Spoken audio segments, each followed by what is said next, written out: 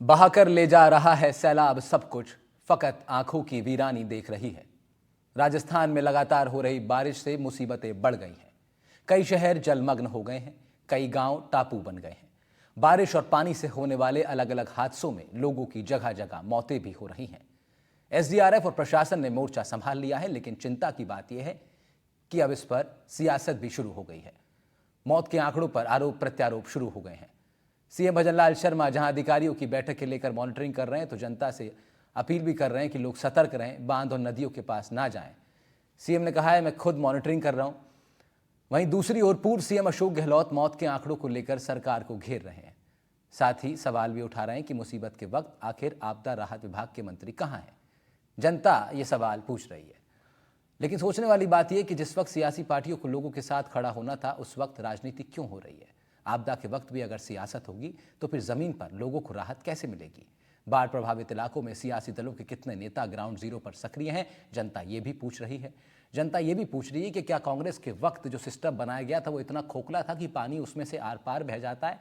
जनता ये भी पूछ रही है कि चुनावों के वक्त लोगों की चौखट पर माथा टेकने जाने वाली राजनीतिक पार्टियों के कार्यकर्ता कहां हैं।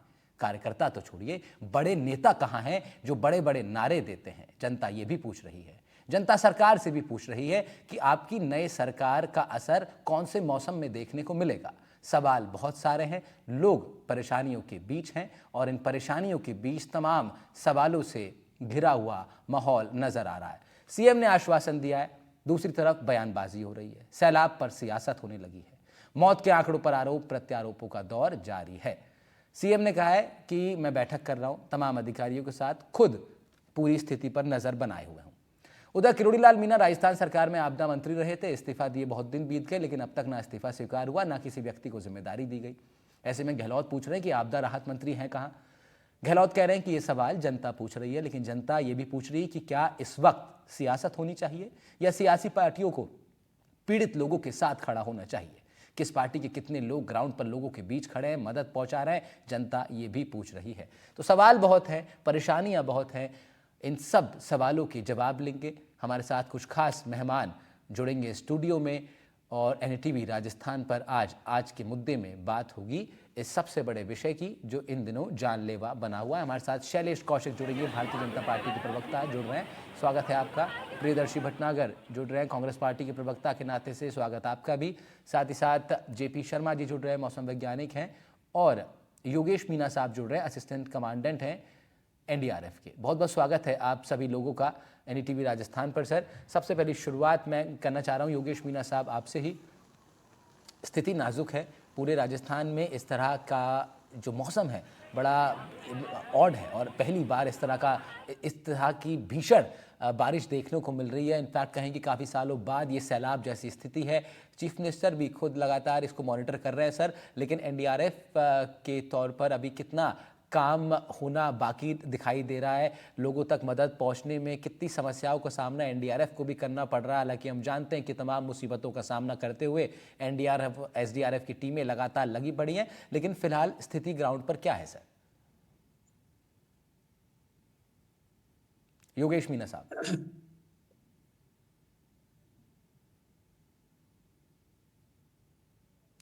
सर, आवाज पहुंच रही है आप तक? योगेश जी, आवाज पहुंच रही है? ठीक है, योगेश जी तक संपर्क दोबारा करेंगे, उनसे फिर कोशिश करेंगे। शुरुआत आप करते हैं, शैलेश कौशिक जी के पास चलते हैं, भारतीय जनता पार्टी के प्रवक्ता के नाते से हमारे साथ हैं। शैलेश जी, बीजेपी की तरफ से आपके मुख्यमंत्री जी कह रहे हैं कि वो लगातार स्थिति पर नजर बनाए हुए हैं, लेकिन विपक्ष पलटवार करना विपक्ष ने भी शुरू कर दिया है। गहलोत साहब ने एक सवाल पूछा है, उसका जवाब आपसे ले लेते हैं, उसके बाद फिर चर्चा को आगे बढ़ाएंगे। गहलोत साहब पूछ रहे हैं कि आपदा राहत मंत्री कहां पर हैं, कौन उनकी जिम्मेदारी संभाल रहा है, उस दायित्व पर किसको आपने अभी बैठाया हुआ है जो इस पूरी आपदा की स्थिति को मॉनिटर करे।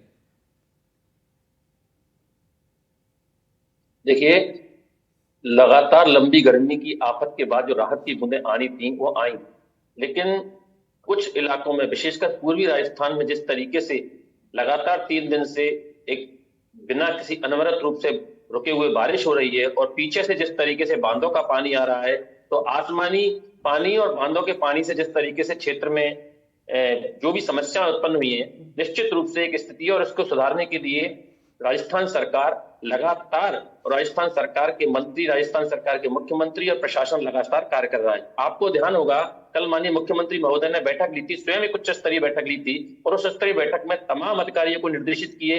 उन्होंने स्पष्ट रूप से कहा था कि हर व्यक्ति को, हर जन जन को राहत पहुंचाना और हर सुरक्षा करना सरकार की जिम्मेदारी है और सरकार उसे पूरा कर रही है। जहां तक अभी बात कर रहे थे कि साहब आपदा प्रबंधन मंत्री की माननीय गहलोत साहब, सबसे पहले तो कहना चाहूंगा गहलोत साहब को इतने वरिष्ठ नेता होने के बावजूद इस विषय पर कम से कम राजनीति नहीं करनी चाहिए। राजस्थान की जनता को आज राहत की आवश्यकता है और उसमें विपक्ष को आगे बढ़कर अपना योगदान देना तो चाहिए। राहत देने की जिम्मेदारी तो शैलेश साहब आपकी सरकार की है ना, और सरकार डिपार्टमेंट्स बनाती है, उस डिपार्टमेंट के हेड नियुक्त करती है, आपको हेड। बिल्कुल उसी बात पर मैं उसी बात पर आ रहा हूं। माननीय मुख्यमंत्री जी खुद ने इस विषय को संज्ञान, खुद कल बैठक ली है और आपदा प्रबंधन के कार्य की वो खुद जिस स्तर से मॉनिटरिंग कर रहे हैं, उस स्थिति में मुख्यमंत्री अशोक, पूर्व मुख्यमंत्री गहलोत जी को पूछने की आवश्यकता नहीं होनी चाहिए। मैं इनके चैनल के माध्यम से एक बात आपको एक बार जरूर पूछूंगा कि जिस आज सबसे भयावह स्थिति हिंडौन में है, करौली जिले में है, उस जिले के एमपी और एमएलए ने आज तक एक भी दौरा किया है किस क्षेत्र का?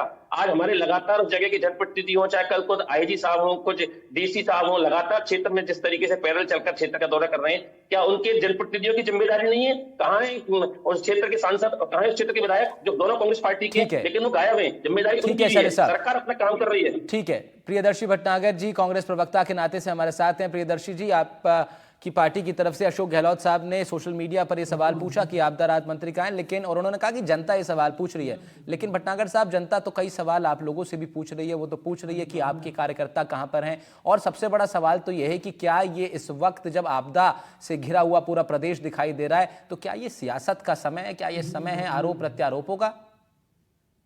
देखिए, माननीय अशोक गहलोत साहब ने जो बात कही है उसका सीधा का सीधा तात्पर्य यह है कि वो ये एहसास कराना चाहते थे इस राजस्थान की पर्ची सरकार को कि वो जिस कमिटमेंट के साथ में चुनी गई थी, जनता ने उसे चुना था, वो उस पर फेलियर रहे हैं। आज आप देख लीजिए, आज 24 घंटे के अंदर 20 से लेके 25 मौतें हो चुकी हैं। उसके लिए जवाबदेही किसकी बनती है? इस सरकार की बनती है। क्या आपने ऐसा कोई दृश्य पूरे राजस्थान के अंदर देखा क्या कि जिला प्रशासन के द्वारा जो बरसात से पीड़ित या जहां पानी आया है, जहां बांध टूटे हैं, वहां पे राहत को कुछ फूड पैकेट पहुंचाए हो, जिला प्रशासन के कोई नुमाइंदे वहां हो? ऐसा कहीं नहीं देखा गया। जबकि इतनी भयावह स्थिति है कि जिला स्तर के ऊपर जहां जहां ये ऐसी स्थितियां आई हैं, वहां पर सर्वप्रथम तो वहां की जो लोकल जो कॉलोनियों की समितियां हैं, वो इकट्ठा भोजन बना के एक दूसरे की मदद कर रहे हैं। आज ऐसी आपातकाल राजस्थान के अंदर इस पर्ची सरकार ने, भजन लाल जी की सरकार ने लगा दिया। दूसरी बात, क्या ये गलत नहीं है क्या कि आज जब राजस्थान की जनता को माननीय मुख्यमंत्री की जरूरत है, तब वो अपनी राजनीतिक नियुक्तियों के ऊपर चर्चा करने दिल्ली चले गए। जो राहत मंत्री हैं, जो आपदा राहत मंत्री हैं, उनको अगर आपने हटाने की हिम्मत नहीं है तो आप उनका इस्तीफे के बारे में स्पष्टीकरण तो दीजिए। राजनीति का खेल तो भारतीय जनता पार्टी खेल रही है। अब ये हमसे जवाब पूछ रहे हैं, हम कांग्रेस। लेकिन प्रियदर्शी साहब, एक सवाल ये भी है कि जब आपदा पूरे प्रदेश को घेरती है, जब आम जनता जब इन सब चीजों को फेस करती है, तो उस वक्त एक सबसे बड़े विपक्षी दल के रूप में आपके कार्यकर्ता और आपके नेताओं की जिम्मेदारी क्या हो जाती है? सरकार पर सवाल खड़े करना, जो कि जायज है, आपका काम है वो, लेकिन उसके साथ साथ आपके कार्यकर्ता, आपकी जो पूरी फौज है वो कहाँ है? आपकी टीम कहाँ है? आपके नेता कहाँ है? आपके सांसद कहाँ है जो इस बार जीत कर आए? आपके विधायक क्या जनता के बीच में है? ये एक बड़ा सवाल है आप लोगों के लिए।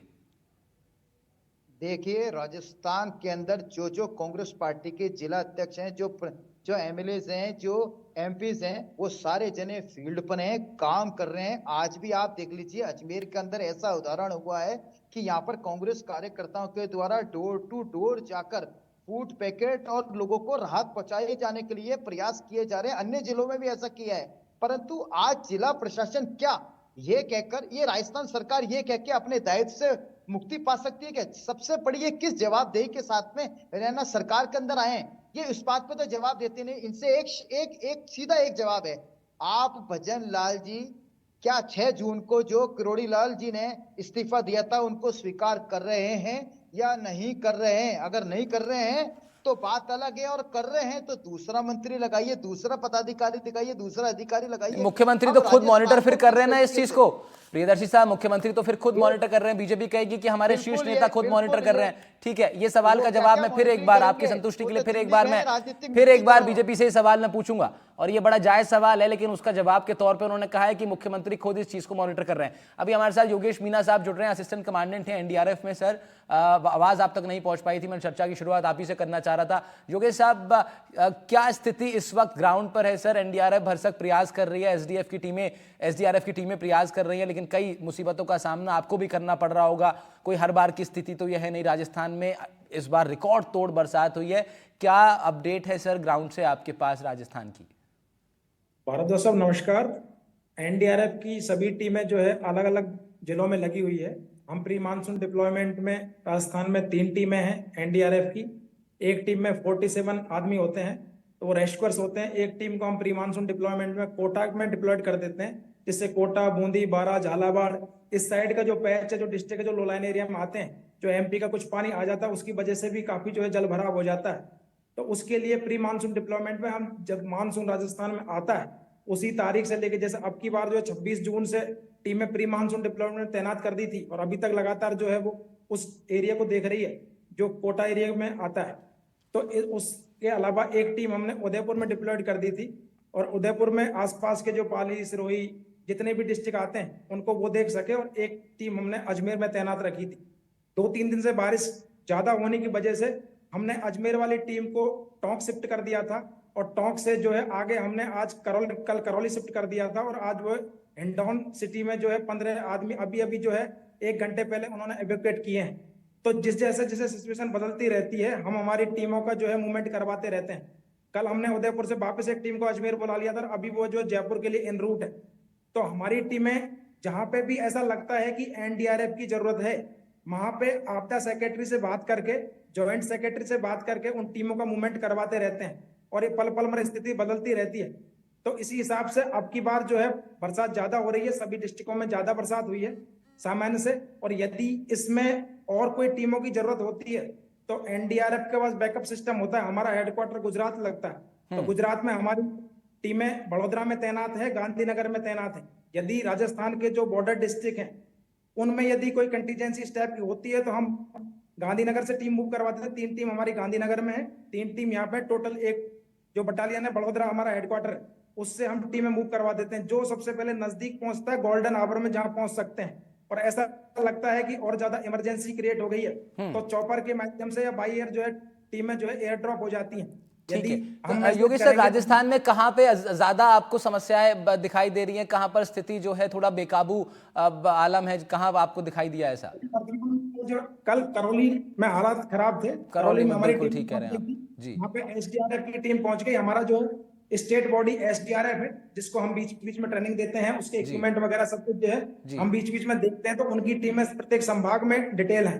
तो ऑलरेडी जो है करौली में एसडीआरएफ की टीमें डिप्लॉयड हो गई। तो साथ में जो है हमारी टीम हिंडौन सिटी पहुंच गई। हिंडौन सिटी में भी एसडीआरएफ की टीम तैनात हो गई। बरसात के टाइम में एसडीआरएफ की टीम को भी क्या करते हैं, प्रत्येक संभाग में उनका एक कंपनी है, तो छोटी छोटी टीम बना के प्रत्येक डिस्ट्रिक्ट में जो है डिप्लॉयड कर देते हैं। और अब लगभग सभी डिस्ट्रिक्टों में एसडीआरएफ की टीमें डिप्लॉयड है। और जहां लगता है कि सिविल डिफेंस और एसडीआरएफ जो है मतलब काम नहीं चल रहा है, तो उसके बैकअप के लिए एनडीआरएफ वहां पहुंच जाती है। और आज के सिनेरियो में एक टीम अभी जयपुर के लिए आ रही है, क्योंकि अगले 3-4 दिन तक जयपुर और जयपुर के आसपास के जो 3-4 डिस्ट्रिक्ट है इनमें ज्यादा बारिश की संभावना है। और हिंडौन और करौली और उस साइड का एरिया है, गंगापुर सिटी, उस साइड के एरिया के लिए फिलहाल हमारी टीम जो है करौली हिंडौन सिटी में है, और एक जो कोटा में अभी है तैनात। और यदि रिक्वायरमेंट चेंज होती है किसी भी टाइप की, हम वहां जो है 1 बाय 1 के चेंज कर देंगे। और इससे काम नहीं चला तो यानी एनडीआरएफ की बहुत सारी टीमें ऑलरेडी राजस्थान में काम कर रही हैं, और जहां पर जिस तरह की जरूरत होती है उसके हिसाब से मूवमेंट लगातार एसडीआरएफ एनडीआरएफ दोनों ही मिलकर के ये चीजें कर रही हैं स्थानीय प्रशासन के सहयोग के साथ। तो एक तरफ डिजास्टर मैनेजमेंट फोर्स लगातार अपना काम कर रही है, लेकिन मौसम विभाग क्या कह रहा है? आने वाले वक्त में कितनी ज्यादा ये समस्या जो है अभी कंटिन्यू रहेगी, या फिर कुछ दिनों बाद इस पर विराम लगेगा? जेपी शर्मा साहब मौसम वैज्ञानिक के नाते से हमारे साथ हैं, स्काईमेट वेदर के आप प्रेसिडेंट हैं। सर, क्या स्थिति अभी राजस्थान में पर्टिकुलरली आपको नजर आ रही है आने वाले वक्त में? क्या कह रहा है आपका कैलकुलेटर? देखिए राहुल, जब तक मानसून सक्रिय रहेगा, जो कि राजस्थान के लिए जुलाई और अगस्त के 2 महीने हैं जिसमें कि मानसून बहुत ज़्यादा सक्रिय रहता है, इस बार जरा जरूरत से या उम्मीद से ज्यादा सक्रिय है। जुलाई में हालांकि मानसून की स्थिति लगभग बराबर रही थी जितनी वर्षा होनी चाहिए थी दोनों क्षेत्रों में, पश्चिमी और पूर्वी राजस्थान में उतना ही, लेकिन अगस्त के महीने में पहले दिन से ही बहुत ज्यादा वर्षा हुई है। और आप कह सकते हैं कि जो पश्चिमी राजस्थान है उसमें लगभग सामान्य से 300% ज्यादा वर्षा हुई है, और जो पूर्वी राजस्थान है उसमें भी लगभग 100% ज्यादा, जो कि एक रिकॉर्ड वर्षा है इस बार की, इस मानसून की। और अभी राहत की कोई इतनी उम्मीद ज्यादा नहीं दिख रही। हाँ, जो स्टेट के दक्षिणी भाग हैं उनमें कुछ राहत जरूर रहेगी, लेकिन जो उत्तर पूर्व के क्षेत्र हैं और उत्तरी क्षेत्र हैं उनमें अभी भी लगभग लगभग अगले एक सप्ताह के लिए हमें वॉचफुल रहना पड़ेगा, हमें सक्रिय रहना पड़ेगा, क्योंकि जैसे ये क्षेत्र, जैसे जयपुर समेत, जयपुर में पिछले 24 घंटों में 118 मिलीमीटर वर्षा आज सुबह तक हुई, जो कि वो भी एक रिकॉर्ड है। और आने वाले दिनों में, अगले 5-6 दिनों में, जैसे मैंने बताया कि ये जो धौलपुर, भरतपुर, सवाई माधोपुर, जयपुर समेत जो अजमेर का क्षेत्र है, और उसके साथ ही साथ जो उत्तर के क्षेत्र हैं जिसमें गंगानगर, सूरतगढ़, अनूपगढ़, हनुमानगढ़, और थोड़ा सा उनके नीचे आए तो इवन पिलानी, चूरू, ये वाले क्षेत्र जो हैं इनमें वर्षा संभावित है और कुछ स्थानों पर तो इन भारी सभी वर्षा क्षेत्रों के होगी। तमाम दर्शक जो हमें देख भी रहे हैं इस वक्त, उन सभी से अपील की अपना बेहद आपको ख्याल रखने की इस वक्त आवश्यकता है, सावधानी बरतने की आवश्यकता है। मुख्यमंत्री भी अपील कर रहे हैं। लेकिन जेपी शर्मा साहब, एक सवाल मैं आपसे जरा समझना चाह रहा हूँ कि मौसम विभाग जब यह अनुमान लगाता है, अपना कैलकुलेट करता है, तो कब तक वो जो है प्रशासन तक, जो एडमिनिस्ट्रेशन है उस तक कब तक ये जानकारी साझा वो कर देता है कि आने वाले वक्त में ऐसा ऐसा हो सकता है, इस तरह की संभावनाएं फलाने जिलों में है, तो आप इस पर जरा थोड़ा एक्टिव हो जाइए, कब तक बता देते हैं मौसम विभाग? देखिए, वैसे तो डिपेंड करता है स्थिति कैसे कैसे बदलती है, बट प्रयास यही रहते हैं मौसम विभाग के भी कि समय रहते जानकारी पहुंचाई जाए, वार्निंग दी जाए। हाँ, यानी जिसमें 5-10 दिन का, एटलीस्ट 15 दिन पहले, 10 दिन पहले। देखिए, 10 दिन का तो शायद ना हो पाए, जी। क्योंकि हर एक की अपनी थोड़ा कंपल्शन होती है। जो मॉडल्स हैं उनमें भी थोड़ा ना मार्जिनल एरर रहता है, तो बिल्कुल ठीक है। सटीक अंदाजा लगाना।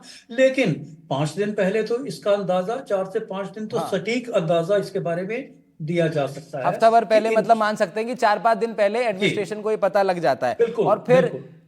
इतने हजारों सालों की सभ्यता हो गई है, सभी को पता है कि कौन सा मौसम कौन से समय पे आना है। इतना एक जनरल कैलकुलेशन तो एडमिनिस्ट्रेशन के पास है ही। कोई कल के कल तो ये सिविलाइजेशन शुरू हुई नहीं है। तो ऐसे में शैलेश कौशिक साहब, प्रियदर्शी भटनागर जी, बीजेपी कांग्रेस से आप बैठे हैं, जरा बताइए प्रियदर्शी जी, आप बताइए, आपकी सरकार के टाइम पे जब मौसम विभाग आपको बताता होगा तो आपका प्रशासन किस रूप से काम करता था? कैसे पता नहीं पड़ता है कि सावन का महीना, बारिश का महीना कौन से महीने में आएगा? थोड़ा कंफ्यूजन रहता है क्या इस बारे में? क्योंकि आप लोगों के टाइम से ये प्रथा चलती आ रही है, इसलिए आपसे पूछ रहा हूं। आपके ड्रेनेज सिस्टम अब तक ऐसे के ऐसे ही हैं, जयपुर हो या कोई भी बॉर्डर एरिया हो, वहां भी ड्रेनेज सिस्टम आपके ऐसे। गांव टापू बन रहे हैं, क्यों बन रहे हैं? क्योंकि नालियों की ऐसी व्यवस्था ही नहीं दी आप लोगों ने। फिर जो कांग्रेस करके गई, बीजेपी उसको आगे बढ़ा रही है। बीजेपी से इंतजार है लोगों को कि भैया कौन से मौसम में आपकी सरकार का असर दिखेगा, उनसे सवाल पूछूंगा। लेकिन पहले आप बताइए, कांग्रेस के टाइम पे वो सिस्टम कितना ठीक कर पाए थे आप लोग?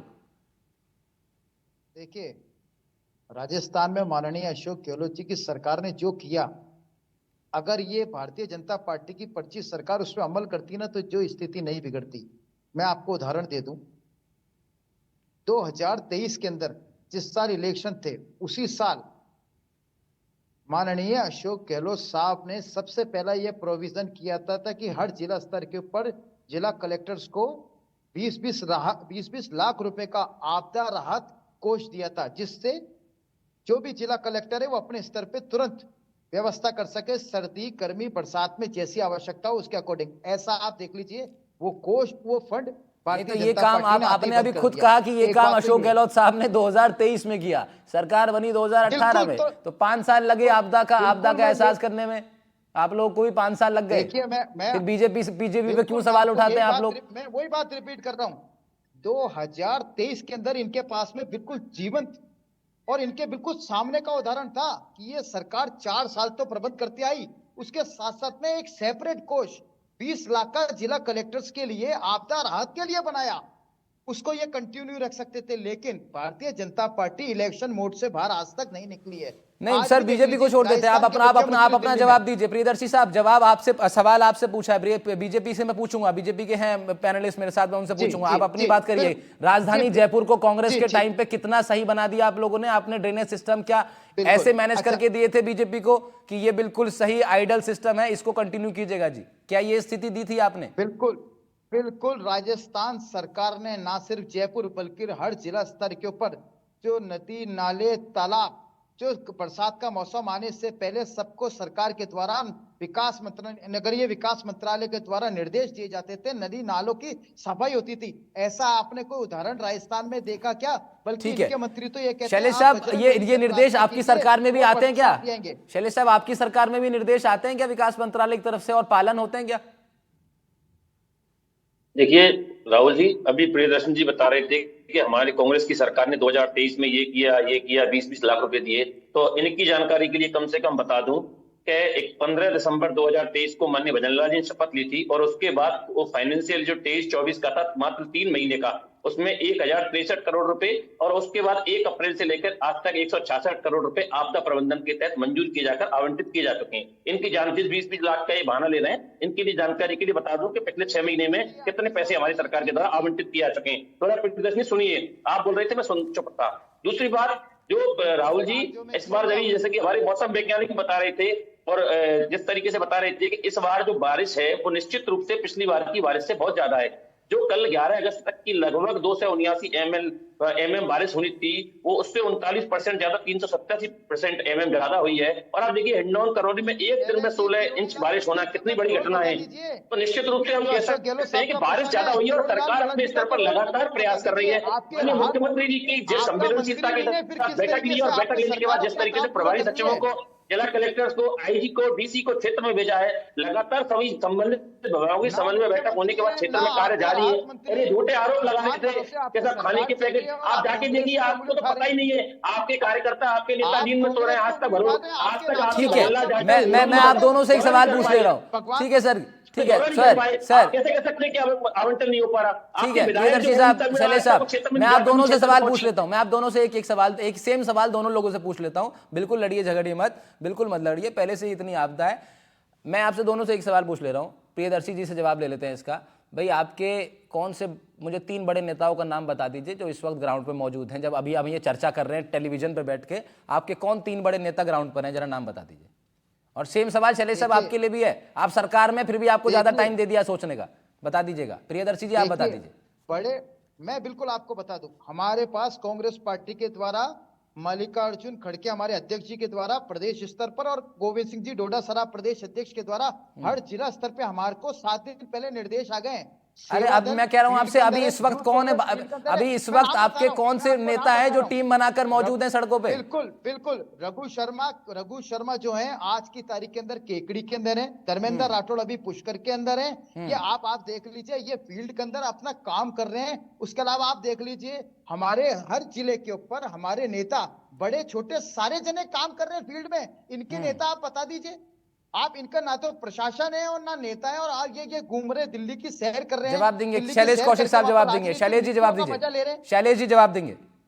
प्रियदर्शी जी, केवल आपको जब नाम सोचने में इतना समय लग गया तो निश्चित रूप से ये सब जो पैनल मौजूद है और जनता जो आपको देख रही है वो जानता है कि आपकी गंभीरता, आपकी सरकार कांग्रेस की गंभीरता है। विकट आपदा के समय कितनी आपकी गंभीरता है। मैंने तो आपको नाम लेके बताया कि जिस हिंडौन करौली में आपके सांसद हैं भजनलाल जाटव, पूर्व मंत्री, वो एक दिन भी दौरा करके आया। तो आपके चैनल पर मैं चैलेंज दे रहा हूँ, आपके चैनल पर मुख्यमंत्री जी बिल्कुल लगातार बैठकों के माध्यम से कर रहे हैं, आपको कह रहा है, आप बोलिए मत।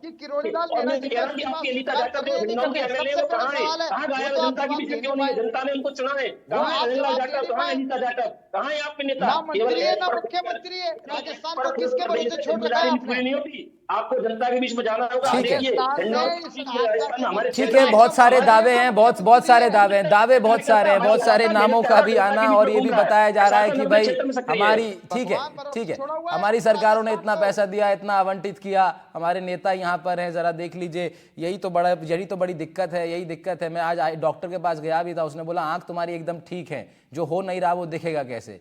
तो मेरी आंख तो ठीक है सर, जनता की आंखें भी ठीक हैं, लेकिन जो कुछ होगा वही दिखेगा ना। आप लोग कह रहे हैं ये देख लीजिए वो देख लीजिए, कुछ कीजिए तब देखेंगे। योगेश मीना साहब, असिस्टेंट कमांडेंट सर एनडीआरएफ के हमारे साथ जुड़े हुए हैं, लगातार आप अपना समय दे रहे हैं, शुक्रिया सर। मैं आपसे ये जानना चाह रहा हूँ सर, इस वक्त अगर हम देखें ओवरऑल स्थिति एनडीआरएफ और एसडीआरएफ की, किन चीज़ों की रिक्वायरमेंट अभी आपको नज़र आ रही है? क्या चीज़ें आपको सरकार की तरफ से चाहिए? स्थानीय प्रशासन का क्या सहयोग आपको ऐसा जो अब तक नहीं मिल पा रहा? इक्विपमेंट्स, रिसोर्सेज, किन चीज़ों में अभी कहीं ना कहीं हम लोग लैक कर रहे हैं सर?